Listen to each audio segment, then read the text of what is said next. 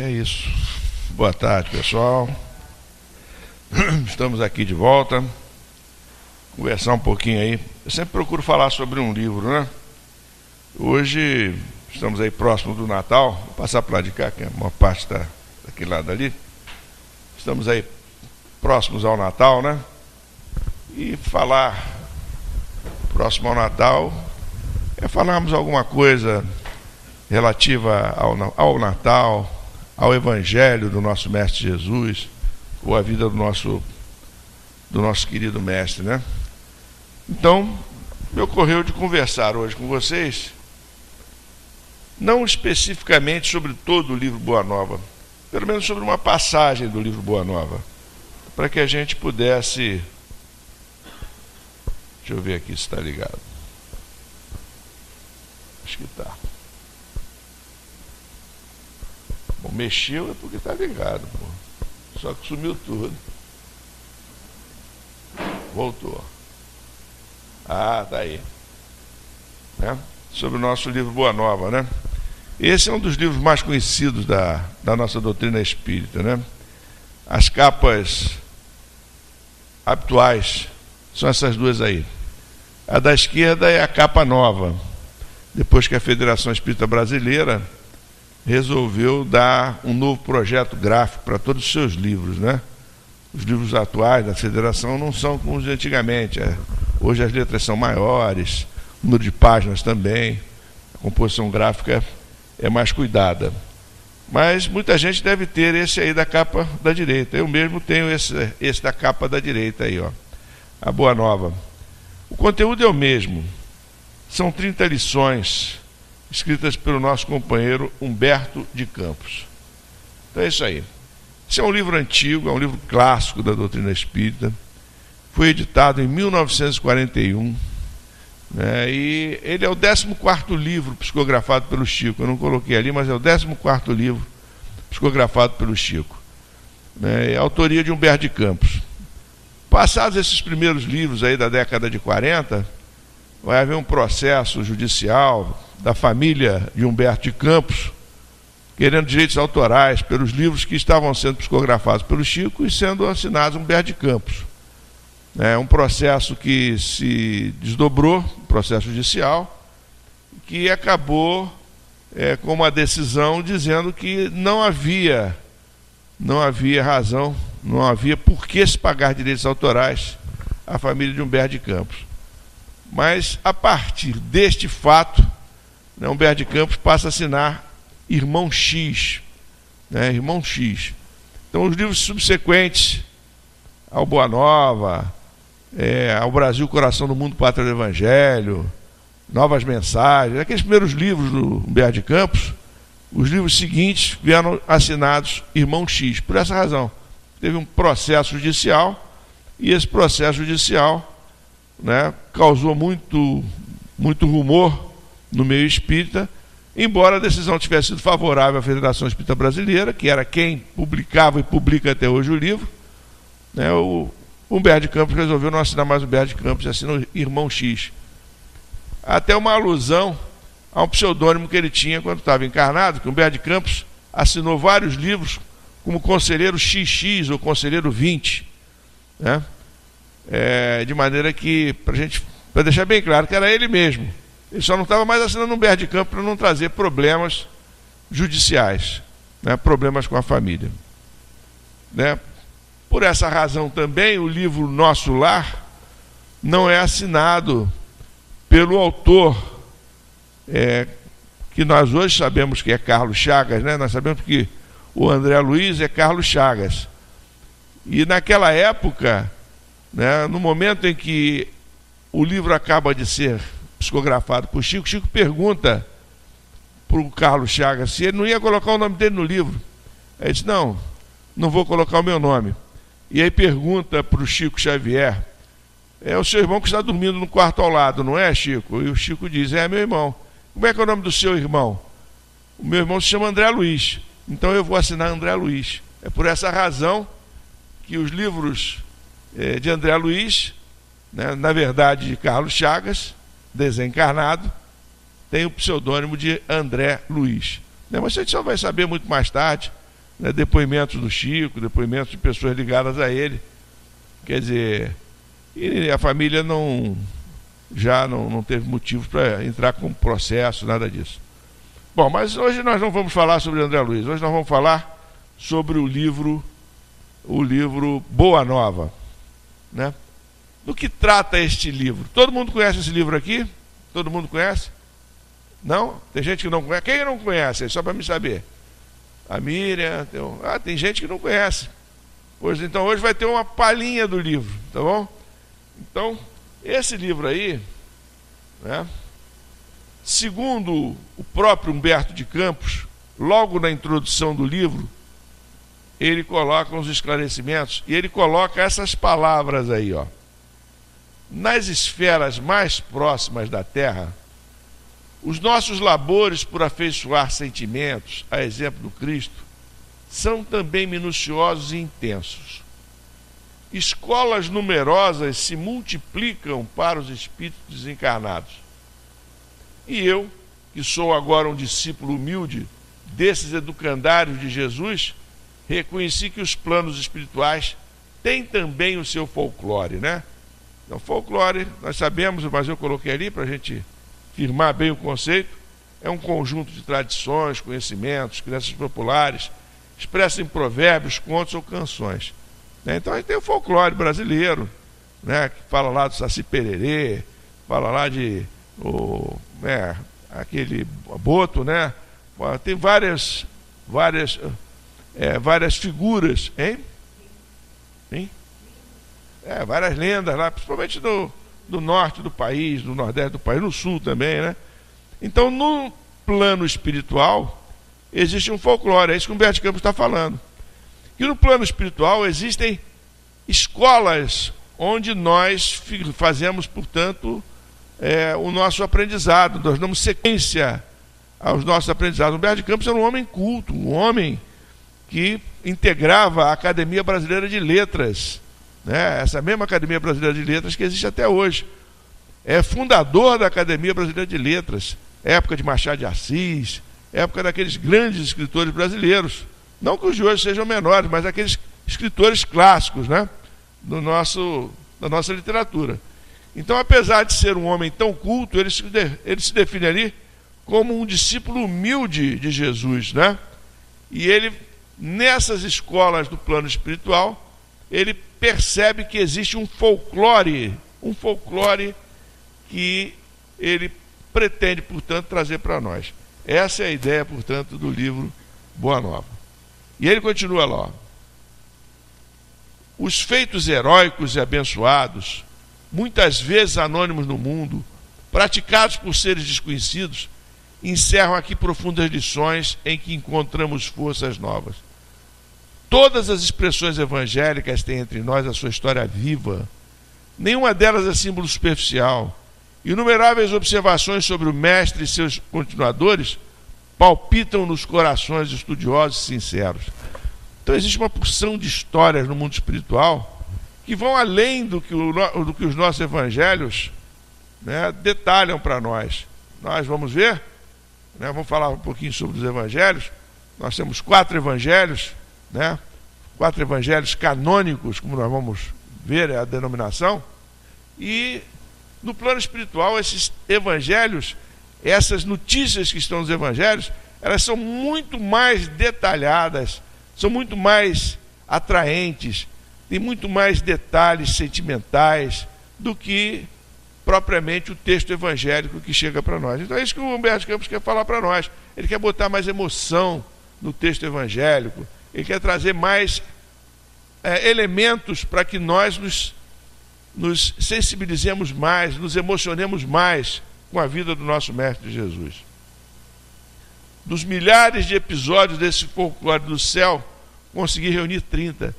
Vejam então, existem milhares de histórias sobre Jesus no céu. Quer dizer, no céu que ele está colocando, nas regiões espirituais, onde ele se encontrava, nesse momento que ele escreve o livro. E dessas milhares de histórias, ele escolhe 30. E é isso então que o livro Boa Nova vai trazer para nós. 30 histórias sobre a vida de Jesus, né? Então é um livro adequado para nós lermos nessa época de Natal. E diz lá, ó, consegui reunir 30 e trazer ao conhecimento do amigo generoso que me concede a sua atenção. Todos nós, portanto, que aqui estamos. Concordem que é pouco. 30 é pouco. Mas isso deve valer como tentativa útil, pois estou certo de que não me faltou o auxílio indispensável. E ele continua falando, mas eu queria ressaltar esse trecho aí, né? Então, Humberto de Campos está no mundo espiritual, está numa região de educação, está aprendendo, né? Está, portanto, reforçando os seus conhecimentos, que já não são poucos, um homem culto como ele é. E Humberto de Campos, então, fica sabendo que existe no mundo espiritual uma série de histórias, milhares de histórias sobre o Evangelho do nosso Mestre Jesus. E ele então resolve trazer 30 para nós. Se vocês forem ver então o livro, tá bom, obrigado, tá? Vocês vão ver aí que tem passagens sobre Maria de Magdala, vai ter passagens sobre os discípulos, vai ter passagens sobre a Joana de Cusa. Então são vários episódios, não apenas personagens assim, são lições muito bonitas sobre João Batista. Então é um livro que vale a pena ser estudado por todos nós. Bom, mas de onde vem esse nome aí, Boa Nova? Por que ele escolheu esse nome Boa Nova para o livro? O que significa Boa Nova? Né? Por que Boa Nova? Porque essa palavra, essa expressão Boa Nova decorre da palavra Evangelho, né? Evangelho, não sei se todos sabem, mas é um termo de origem grega que significa eu, né? O Evangelho, o Eve aqui significa eu, significa o bem, e angrelô, verbo que significa anunciar notícias, né? Então significa anunciar o bem, digamos assim, né? Então a Boa Nova é a expressão que significa uma mensagem, anunciar a mensagem que Jesus trouxe para nós. Então quando a gente fala em Evangelho, a palavra Evangelho significa Boa Nova, significa externar para nós, expressar para nós a mensagem que Jesus trouxe, né? É o que eu coloco ali aí. Mensagem que Jesus trouxe para a humanidade. Significa que uma nova era se iniciou com ele para todos nós que aqui estamos em processo evolutivo. Vou ter evolutivo duas vezes. Evolutivo. Então nós estamos estudando a Boa Nova, nós estamos estudando o Evangelho. Se em vez de Boa Nova o livro chamasse Evangelho de Jesus, né, seria a mesma coisa, né? Mas ele preferiu dar o nome Boa Nova, o título Boa Nova para esse livro. Então Boa Nova é uma mensagem que é trazida por Jesus para todos nós. Essa mensagem de Jesus chega para nós através de 4 evangelhos, né? Mas é uma mensagem única. É importante que a gente reflita dessa forma. Chegam para nós hoje 4 evangelhos. Evangelho de Mateus, Marcos, Lucas e João. Não é verdade? Mateus, Marcos, Lucas e João. Essas mensagens dos evangelhos, elas foram trazidas a partir de conversas que Jesus tinha com os seus discípulos. Nós sabemos que Jesus, assim como antes dele, nós temos um filósofo antigo aí, bastante conhecido, de todos aqueles que fizeram aí algum tipo de estudos ligados à filosofia, né? Nós tínhamos o Sócrates.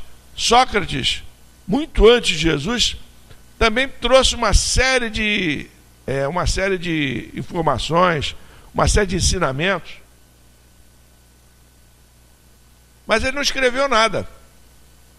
O que nós sabemos de Sócrates veio através dos seus discípulos, principalmente através de Platão. Então, o que nós sabemos de Jesus veio através daqueles que conviveram com eles, ou daqueles que conviveram com os que conviveram com eles, né? Porque, por exemplo, Mateus conviveu com Jesus. Mateus nós sabemos que é Levi, um dos discípulos de Jesus. Então, Mateus era Levi, e Levi conviveu com Jesus. Mas Marcos não conviveu com Jesus. Lucas não conviveu com Jesus. João conviveu com Jesus. João foi o mais longevo dos discípulos de Jesus. Morreu com mais de 100 anos de idade. Seu evangelho, inclusive, é o último dos evangelhos a chegar para a humanidade, né? E é um evangelho com um tratamento especial, traz passagens de uma maneira diferente, né? Então é isso. Então Jesus tinha esse contato com os seus discípulos através de vários momentos que estão registrados, inclusive, em livros espíritas. Um outro livro espírita, sem ser Boa Nova, que fala muito sobre as mensagens de Jesus, é Jesus no Lar. Não sei se vocês conhecem, é um livro de Néio Lúcio, também psicografia do Chico, né? E é um livro que relata lá que após os dias de convívio com os discípulos, Jesus se reunia com eles na casa de Pedro. E aí os discípulos questionavam Jesus sobre os mais diversos aspectos e Jesus respondia. É um livro interessantíssimo, um livro lindo também. Também vale a pena, é um livro também adequado para essa época de Natal. Se eu fizer outra palestra aqui na casa antes do Natal, eu vou falar sobre Jesus no Lar. Já que eu estou falando agora sobre Boa Nova, falarei sobre Jesus no Lar. Porque é um livro também muito legal, tá? Outro livro aqui, Ave Luz. Ave Luz não é psicografia do Chico, não, é psicografia do João Nunes Maia. É um médium também já desencarnado, também já de Minas. E esse espírito usa um pseudônimo, não sei quem é ele usa o pseudônimo de Shaolin, né? Um nome aí chinês, mas ele vem trazer uma porção de mensagens, né? Uma porção de relatos de encontro de Jesus respondendo a questionamento dos seus discípulos. Então tem vários livros, o próprio Irmão X, Humberto de Campos, já com o Irmão X, em outros livros, o Pontos e Contos, Luz Acima, traz também relatos, né, de Jesus respondendo aos seus discípulos. Então, desse conjunto, desse convívio de Jesus com os seus discípulos, nascem os evangelhos que hoje nós temos à nossa disposição. Tá bom? Segundo Joana de Ângeles é um espírito que está para Divaldo Pereira Franco, assim como Emmanuel está para Chico Xavier, quer dizer, é o guia espiritual, digamos assim, é a orientadora espiritual do trabalho de Divaldo Pereira Franco. Num dos livros bonitos dela, né, que também trata de Joana de Ângeles, aliás, eu errei ali, não é Joana de Ângeles, desculpem, vou corrigir aqui agora em tempo, vou corrigir ao vivo. Não é Joana de Ângeles, é Amélia Rodrigues. É Amélia Rodrigues que escreve Quando Voltar a Primavera. Aquilo ali está errado. A Joana de Ângeles realmente é a orientadora espiritual do trabalho de Divaldo. Mas quem escreve sobre Evangelho na obra, na psicografia de Divaldo, é Amélia Rodrigues. Tem vários livros. Quando Voltar a Primavera, Primícias do Reino, Luz do Mundo, tem uma opção de livros. Todos eles, mesmo estilo de Boa Nova. Muito bacana. Então, quem gosta desse tipo de literatura, já falei numa porção deles aí para vocês, né? Então, a Amélia Rodrigues, ela fala que o Evangelho de Mateus foi escrito entre 50 e 55 da era cristã. Quer dizer, nesse período aí, é que ele foi consolidado e foi apresentado para a humanidade de uma maneira geral. Mas antes desse período, já no ano de 34, nós tínhamos as anotações de Levi ou de Mateus, que eram usadas na casa do caminho, para que os seguidores de Jesus, os discípulos de Jesus, falassem sobre a vida de Jesus para as pessoas que estavam sendo cuidadas na casa do caminho.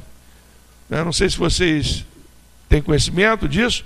Quando Jesus desencarna, né, os discípulos, depois de ter aquela aparição de Jesus se mostrar para eles vivo, materializado, né, mas não reencarnado, materializado, né, depois que o corpo dele desaparece, depois que ele é visto por Maria de Magdala, ele aparece para os discípulos, e os discípulos então resolvem dar sequência ao trabalho de Jesus e fundam, portanto, na estrada lá de Jerusalém, fundam a Casa do Caminho. E nessa casa do caminho, todo tipo de pessoa necessitada era recebida. Era uma espécie de casa espírita da época. Inclusive hoje nós temos algumas casas espíritas que se chamam Casa do Caminho. O mesmo propósito da Casa do Caminho lá da época de Jesus. Então na Casa do Caminho, esses espíritos, esses companheiros necessitados eram atendidos e diariamente tinha um culto à noite, assim como nós fazemos a nossa reunião aqui, eles se reuniam. E o que eles falavam? Eles liam os evangelhos, eles liam essas anotações de Mateus, né, e comentavam. Era assim que os primitivos cristãos faziam. Depois que Jesus desencarna pelo ano 30, então em 34, esses manuscritos de Mateus já circulavam entre os cristãos. E eram esses manuscritos que eram lidos e comentados pelos seguidores de Jesus. Isso a gente tudo deduz dessa obra aqui, Paulo e Estevão, que é uma obra monumental também psicografada pelo Chico e que é de autoria de Emmanuel. Um livro muito interessante, né? Então o Evangelho de Mateus é o mais antigo. Ele já circulava em pergaminhos entre os discípulos de Jesus no ano de 34. Naquela época não tinha tipografia, não tinha imprensa, portanto, todos os manuscritos eles eram copiados e iam passando para os diversos discípulos, né? Então o de Mateus é o mais antigo. Segundo a Amélia Rodrigues, depois do de Mateus veio o de Marcos, que foi escrito em Roma, entre 55 e 62. O Marcos era um acompanhante, né? Ele era sobrinho de Barnabé, ele acompanha Paulo e Barnabé nas visitas missionárias que eles faziam. Então o João Marcos é que escreve, Marcos, portanto, é que escreve o evangelho dele. O de Lucas, por volta de 63, né? Nesse livro Paulo e Estevão a gente fica sabendo que Paulo tinha o desejo de escrever a vida de Jesus a partir de tudo aquilo que ele tinha ouvido sobre o nosso mestre. Mas ele não tinha tempo, não podia se locomover. Ele se tornou um perseguido, né? Paulo se tornou um perseguido. Então ele incumbe Lucas, que era um homem culto, um médico, de escrever o evangelho. E o Lucas então faz o que Paulo gostaria de fazer, escreve o evangelho, né, segundo Lucas. E João então é o último evangelho, que vai entre 96 e 104, né, porque João foi o discípulo que mais tempo viveu, né? Então esses são os 4 evangélicos, aí são chamados de evangelhos canônicos, né? Existem evangelhos canônicos, portanto, que são esses 4, e existem evangelhos apócrifos. Qual a diferença entre evangelhos canônicos e evangelhos apócrifos? Então está lá, ó. Os canônicos, essa expressão significa conforme a regra, cânone é uma regra, né?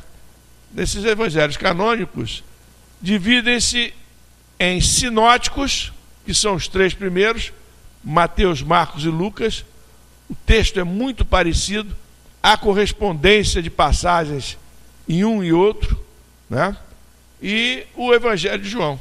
Então os 3 evangelhos aí são chamados de sinóticos, né? E o de João é o 4º evangelho. Essa escolha dos 4 evangelhos aí é simplesmente curiosa. Aí eu resolvi trazer para vocês. Encontrei notícia dessa, de como se chegar a 4 evangelhos, né? Encontrei notícia disso nesse livro aqui, do Paulo Alves Godoy. Isso já deve estar esgotado. Casos controvertidos do evangelho. Vejam só que legal. Sobre a escolha dos 4 evangelhos, diz o Paulo Alves Godoy, os 4 evangelhos canônicos, né? O livro Jesus e Sua Doutrina esclareceu o seguinte: não é demais dizer que na ocasião do concílio de Nicéia, que resolveu a questão adotando somente aqueles 4 livros, eram cerca de 30 os alfarrábios que tratavam do mesmo assunto. Então tinham 30 evangelhos, né? 30 evangelhos tratando, portanto, da vida de Jesus, da mensagem de Jesus. E esses 30 evangelhos pertenciam a 30 seitas diferentes, escritos alguns pelos outros apóstolos, como Judas, Barnabé, Tiago, Pedro, havendo muitos outros apócrifos, cuja contextura não agradou. Então, os evangelhos apócrifos eram todos os outros evangelhos, além desses 4 aí que foram aceitos. Né? Tinham mais de 50 apócrifos, né? Esse termo apócrifo significa oculto, né? Ou escondido. E aí continua. De fato, reunidos nesse concílio, 318 bispos e arcebispos, e não se conseguindo ao cabo de alguns anos de acaloradas discussões, chegaram a um acordo pelas incoerências e contradições verificadas naqueles escritos, foi resolvido o seguinte: colocar-se-iam debaixo do altar todos aqueles alfarrábios. O cenáculo se concentraria como nas sessões espíritas. Invocar-se-ia o Espírito do próprio Cristo e se lhe pediria indicar, por um fato miraculoso, que livro ou quais daqueles livros deveriam ser considerados verdadeiros. Assim foi feito. Os livros foram colocados debaixo do altar, a invocação se fez e, após algum tempo mais ou menos longo, apareceram sobre o altar os 4 livros que hoje servem de coluna sustentatórias para o cristianismo. Nada podemos adiantar sobre a autenticidade desse fato, porém, dada a magnitude do problema, é razoável admiti-lo como verdadeiro, diz o Paulo Alves Godoy. Então vejam, esses 4 evangelhos aí foram escolhidos dessa forma. Colocaram os mais de 30 debaixo do altar, né? Cerraram com uma cortina, começaram a orar, e passado um tempo mais ou menos longo, 4 evangelhos saíram debaixo do altar e foram para cima do altar. Esses 4 evangelhos foram de Mateus, Marcos, Lucas e João. Então foi assim que se deu, né? Então um fato assim miraculoso. Ou um fato miraculoso, ou um daqueles bispos lá do concílio deu a volta por trás da cortina, pegou 4 e botou em cima do altar, e disse: esses 4 aqui que vão valer a partir de agora, já cansado de ficar orando lá durante tanto tempo. Concílio Nicéia. Então isso é o que a lenda reza. Por que esses 4 aí? Por essa razão. Muitos outros evangelhos continuam até hoje circulando, né? Muitos outros evangelhos. O que mais ganha, vamos dizer assim, ganha mais relevância para nós espíritas é o Evangelho de Tomé, né? O Evangelho de Tomé, ele foi trazido foi traduzido diretamente do grego pelo Hermínio Miranda. Tem 2 edições, uma do Hermínio Miranda e outra do Berto Roden. Os 2 evangelhos disponíveis aí na livraria, na biblioteca. Acredito que na biblioteca tenhamos. Vocês vão ver que o texto é completamente diferente desses 4 que nós estamos acostumados. E agora, curiosamente, eu pedi na editora, chegou ontem aí, quinta-feira, chegou o Evangelho de Maria. Eu pedi para dar uma olhada, porque eu não conheço o Evangelho de Maria, né? Então pedi 2 exemplares, se alguém tiver interesse em conhecer, está na livraria, está à disposição lá. Hoje não é sexta-feira Black Friday não, mas nós vamos fazer uma promoção de livro lá embaixo. Depois, se alguém quiser comprar livro hoje, nós vamos dar desconto lá embaixo depois nos livros, tá? É uma forma aí. Chegaram muitos livros novos. Nessa proximidade do Natal a gente traz mais livros para o pessoal poder fazer os amigos ocultos, poder fazer os presentes aí das pessoas que querem presentear com livros. Tá? Então, entenderam? Foi assim que surgiram os evangelhos canônicos. Tem aí os evangelhos apócrifos, uma porção de evangelhos apócrifos, né? Aí alguém pode perguntar assim: o Evangelho segundo o Espiritismo é um evangelho apócrifo? Né? E a resposta, evidentemente, é não. Né? Vocês que já foram alunos aqui dos cursos, que leem o Evangelho segundo o Espiritismo, que estudam o Evangelho segundo o Espiritismo, sabem que lá na introdução, logo no início da introdução do Evangelho segundo o Espiritismo, Kardec diz que os evangelhos de Jesus, eles trazem 5 tipos de assuntos, né? Eles trazem os ensinos morais de Jesus, os atos comuns da vida do Cristo, as palavras que serviram de base aos dogmas da igreja, os milagres e as predições. São 5 assuntos que são tratados. No Evangelho segundo o Espiritismo, Kardec pega apenas a parte moral desses evangelhos canônicos. Então ele vai lá nas passagens do Evangelho de Mateus, Marcos, Lucas e João, traz aquele ensinamento moral e dá visão espírita desses ensinamentos morais, né? Os atos da vida comum do Cristo, os atos comuns da vida do Cristo, e as palavras que servem de base aos dogmas da igreja, o Espiritismo não examina.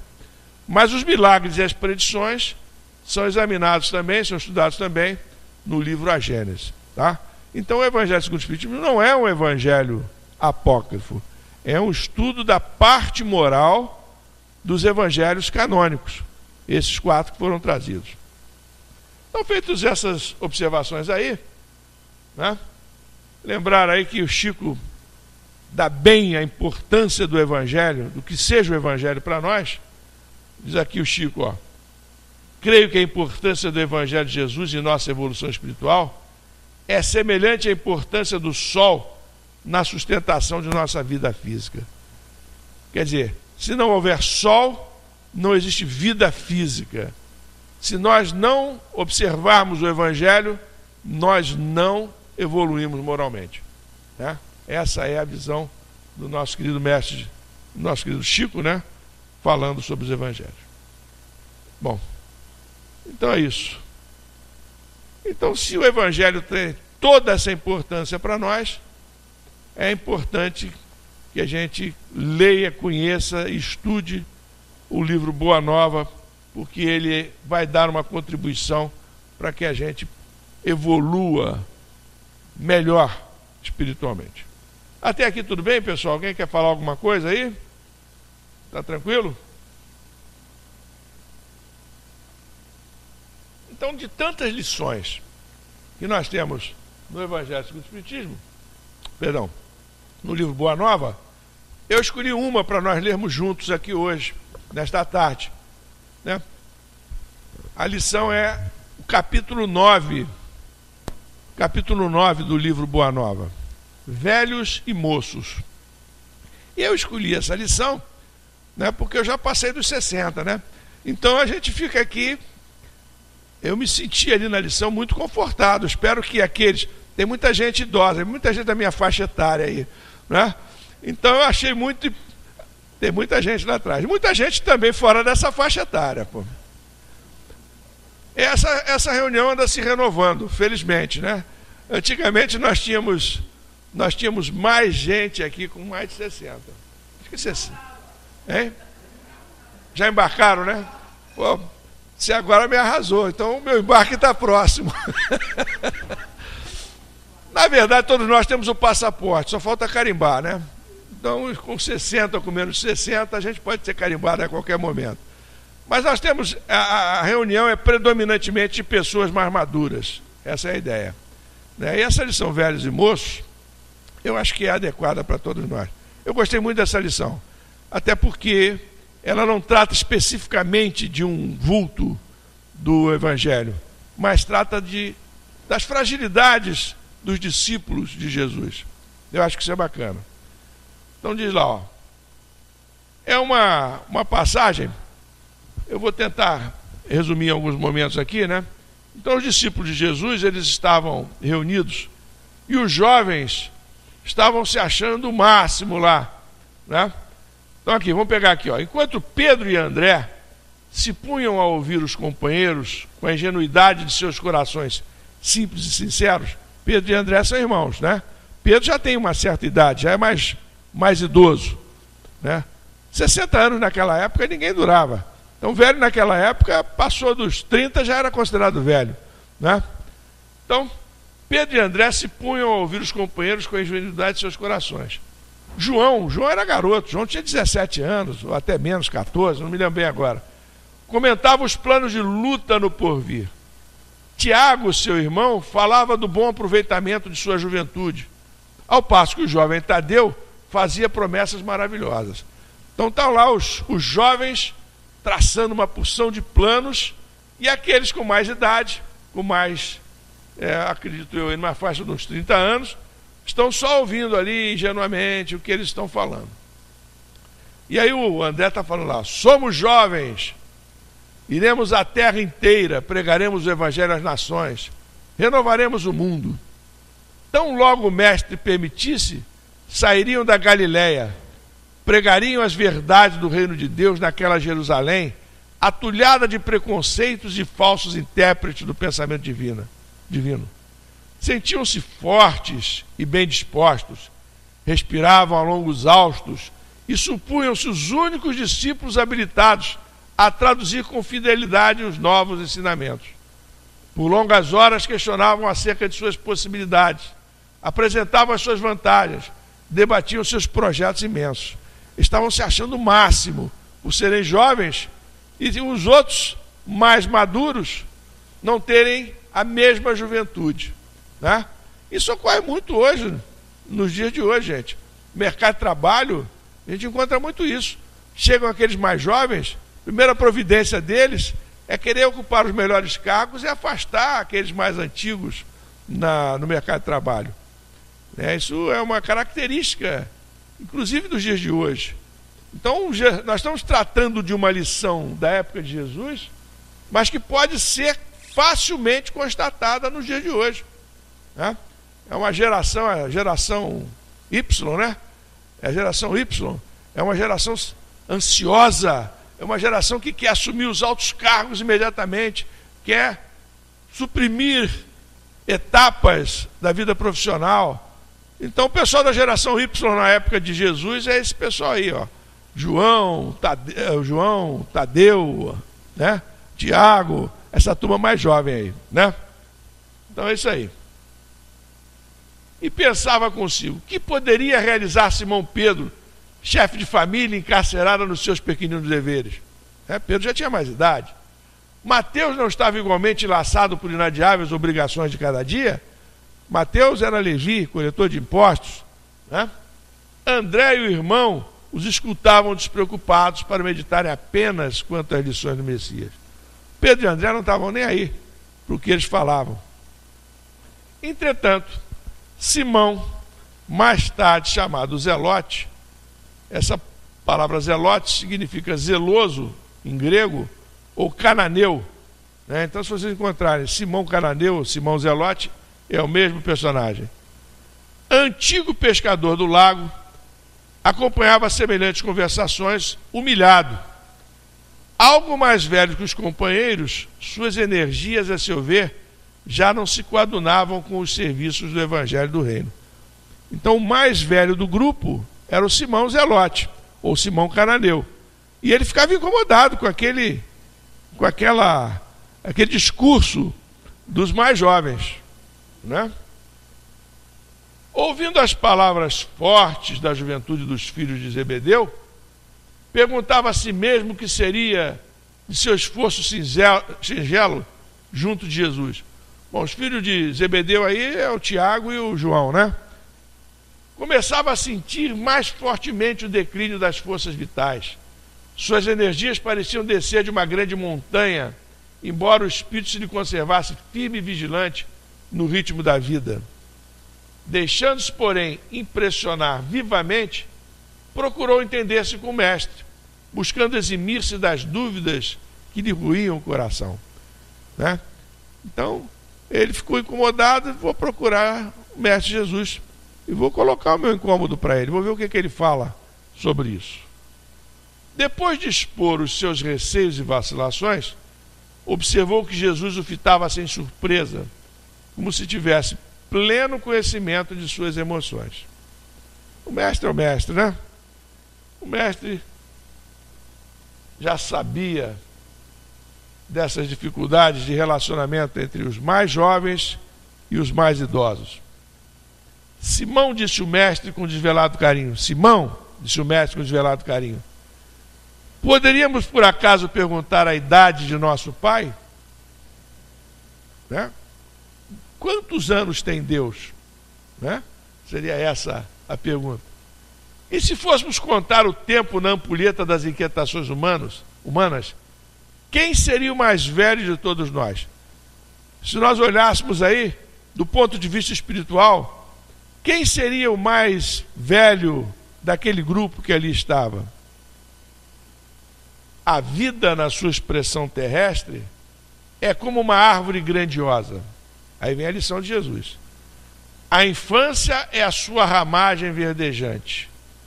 A mocidade se constitui de suas flores perfumadas e formosas. A velhice é fruto da experiência e da sabedoria. Há ramagens que morrem depois do primeiro beijo do sol, e flores que caem ao primeiro sopro da primavera. O fruto, porém, é sempre uma bênção do Todo-Poderoso, né? Então Jesus mostrou a importância daqueles que têm mais idade, né? A importância que se revela na experiência, na vivência nas experiências, na vivência das situações que lhe foram reservadas na sua caminhada. O fruto é sempre uma bênção do Todo-Poderoso. Então, a velhice, chegar à idade mais avançada, é uma bênção do Todo-Poderoso. A ramagem é uma esperança, a ramagem é a infância. A flor é uma promessa, é a mocidade. O fruto é realização, é, portanto, a idade mais adulta. Só ele contém os doces mistérios da vida, cuja fonte se perde no infinito da divindade. Ao passo que o discípulo meditava os conceitos com sincera admiração, Jesus prosseguia esclarecendo. Esta imagem pode ser também a da vida do Espírito. Na sua radiosa eternidade, apenas com a diferença de que aí as ramagens e as flores não morrem nunca, marchando sempre para o fruto da edificação. Em face da grandeza espiritual da vida, a existência humana é uma hora de aprendizado no caminho infinito do tempo. Essa hora minúscula encerra o que existe no todo. É por isso que aí vemos, por vezes, jovens que falam com experiência milenária e velhos sem reflexões e sem esperança, né? Quer dizer, essa questão também da idade do corpo não significa, não tem muito a ver às vezes com a idade do espírito, com o amadurecimento do espírito. Todos nós devemos conhecer pessoas com mais idade no corpo, mas são profundamente ainda sem amadurecimento, e pessoas com menos idade no corpo já muito amadurecidas, né? É o que Jesus está querendo. Jesus está querendo colocar uma relatividade em tudo isso. Então, Senhor, de qualquer modo a velhice é a meta do Espírito? Perguntou o discípulo emocionado. Não a velhice enferma e amargurada que se conhece na terra, mas da experiência que edifica o amor e a sabedoria. Percebendo que o mestre estendera seus conceitos em amplas imagens simbológicas, o apóstolo voltou a retrair-se em seu caso particular e obtemperou. A verdade, Senhor, é que me sinto depauperado e envelhecido, temendo não resistir aos esforços a que se obriga a minha alma na semeadura da vossa doutrina santa. Mas escuta, Simão, redarguiu-lhe Jesus, com serenidade enérgica. Achas que os moços de amanhã poderão fazer alguma coisa sem os trabalhos dos que agora estão envelhecendo? Poderia a árvore viver sem a raiz, a alma sem Deus?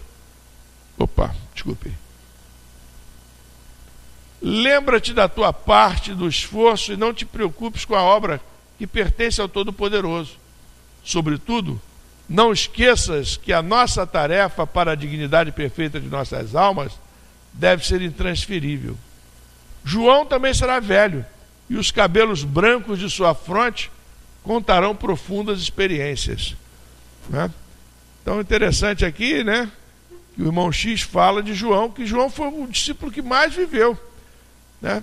Chegou até os 100 anos de idade, né? Os outros discípulos todos morreram antes, né? Morreram antes dessa idade. Não te magoe a palestra dos jovens da terra. A flor no mundo pode ser o princípio do fruto, mas pode também enfeitar o cortejo das ilusões. Quando te cerque o burburinho da mocidade, ama os jovens que revelem trabalho e reflexão. Entretanto, não deixes sorrir igualmente para os levianos inconstantes. São crianças que pedem cuidado, abelhas que ainda não sabem fazer o mel. Perdoa-lhes os entusiasmos sem rumo, como se devem esquecer os impulsos de um menino na inconsciência dos seus primeiros dias de vida. Esclarece-os, Simão, e não penses que outro homem pudesse efetuar no conjunto da obra divina o esforço que te compete. Vai e tem bom ânimo. Né? Então, Jesus mostra para Simão que mesmo com a idade mais avançada que ele tem, ele é importante, inclusive, para semear o caminho dos mais jovens que estão vindo a seguir. E a lição vai encerrar já já. Um velho sem esperança em Deus é um irmão triste da noite, mas eu venho trazer ao mundo as claridades de um dia perene. Dando Jesus por terminado o seu esclarecimento, Simão o Zelote se retirou satisfeito, como se houvesse recebido no coração uma energia nova. Voltando à casa pobre, encontrou Tiago, filho de Cleófas, falando à margem do lago com alguns jovens, apelando ardentemente para as suas forças realizadoras. Avistando o velho companheiro, o apóstolo mais moço não o ofendeu, porém fez uma pequena alusão à sua idade, para destacar as palavras de sua exortação aos companheiros pescadores. Simão, entretanto, sem experimentar qualquer laivo de ciúme, recordou as elucidações do mestre, e logo que se fez silêncio, ao reconhecer que Tiago estava só, respondeu-lhe com brandura: Tiago, meu irmão, será que o Espírito não tem idade? Se Deus contasse o tempo como nós, não seria ele o mais velho de toda a criação? E que homem do mundo guardará a presunção de se igualar ao Todo-Poderoso? Um rapaz não conseguiria realizar a sua tarefa na terra, se não tivesse a precedê-lo as experiências de seus pais. Não nos detenhamos na idade, esqueçamos as circunstâncias, para lembrar somente os fins sagrados de nossa vida, que deve ser a edificação do reino no íntimo das almas. Então, as palavras de Jesus começaram a produzir efeitos, né? O filho de Alfeu escutou-lhes as observações singelas e reconheceu-lhes que eram ditas com uma fraternidade tão pura que não lhe chegavam a ferir nem de leve o coração. Admirando a ternura serena do companheiro e sem esquecer o padrão de humildade que o mestre cultivava, refletiu um momento e exclamou comovido: Tens razão. O velho apóstolo não esperou qualquer justificativa de sua parte e, dando-lhe um abraço, mostrou-lhe um sorriso bom, deixando perceber que ambos deviam esquecer para sempre aquele minuto de divergência a fim de se unirem cada vez mais em Jesus Cristo. Nessa noite, Simão Zelote teve um sonho glorioso para a sua alma simples. Adormecendo de consciência feliz, sonhou que se encontrava com o Messias no cume de um monte que se elevava em estranhas fulgurações. Jesus o abraçou com carinho e lhe agradeceu o fraterno esclarecimento fornecido a Tiago. O discípulo sentia-se venturoso naquele momento sublime. Jesus, do alto da colina prodigiosa, mostrava-lhe o mundo inteiro. Eram cidades e campos, mares e montanhas. Em seguida, o antigo pescador compreendeu que seus olhos assombrados divisavam as paisagens do futuro ao lado do seu deslumbramento. Passava a imensa família humana. Todas as criaturas fitavam o mestre com os olhos agradecidos e repudiantes de amor. As crianças lhe chamavam amigo fiel, os jovens verdade do céu, os velhos sagrada esperança. Simão acordou, experimentando indefinível alegria na manhã imediata, antes do trabalho, procurou o Senhor, beijou-lhe a fímbria humilde da túnica, exclamando jubilosamente: Mestre, agora vos compreendo. Jesus contemplou-o com amor e respondeu: Em verdade, Simão, ser moço ou velho no mundo não interessa. Antes de tudo, é preciso ser de Deus. Então essa é a passagem aí, esta é a lição. Está na íntegra aí para vocês perceberem a beleza aí do texto do nosso Humberto de Campos, né? Então é isso. Importante é não ficarmos preocupados se somos jovens ou se somos mais idosos.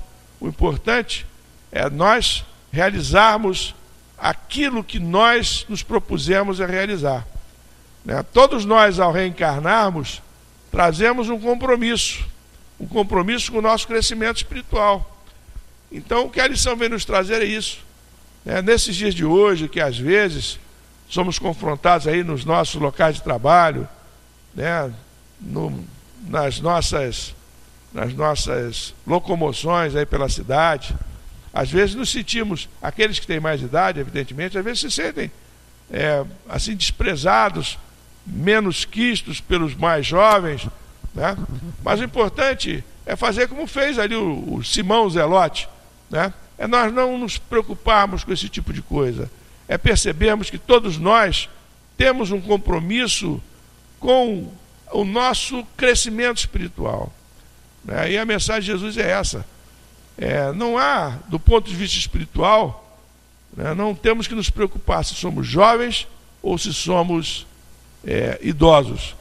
O que temos que fazer é cada um de nós fazer a sua parte.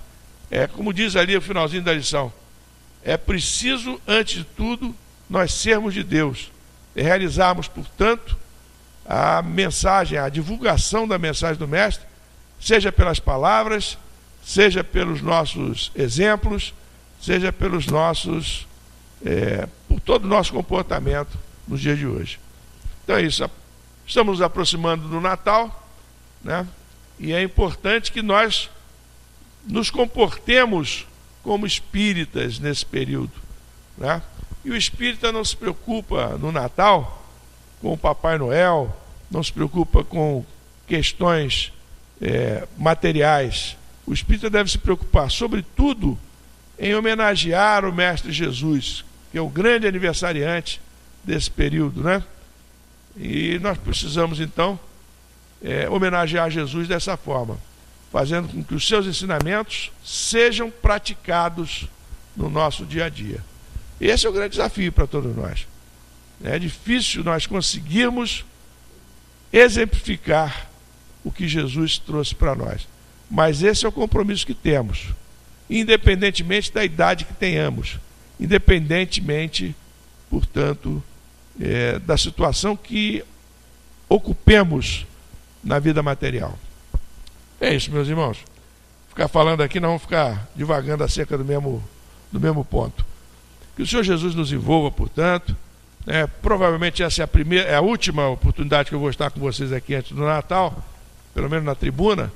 Então eu queria desejar a todos vocês aí um Feliz Natal e que todos possam abraçar verdadeiramente os compromissos que traçaram ao reencarnar.